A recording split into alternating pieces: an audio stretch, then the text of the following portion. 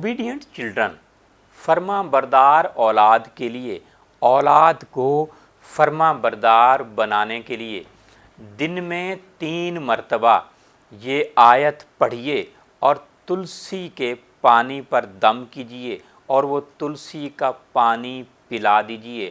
اگر ایسا نہیں ہو سکتا تو پھر تلسی ان کے کھانے میں ڈال لیجیے، اگر ایسا بھی نہیں ہو سکتا تو تلسی کا پانی اس کمرے میں چھڑک دیجیے۔ اور آیت ہے ربی اوزینی ان اشکر نعمتک التی انعمت علی و علی والدی و ان اعمل صالحا ترضاہ واصلح لی فی ذریتی انی تبت الیک و انی من المسلمین۔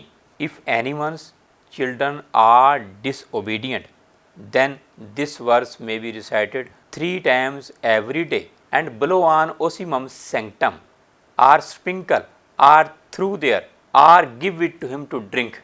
Inshallah, he will reform them to obedience.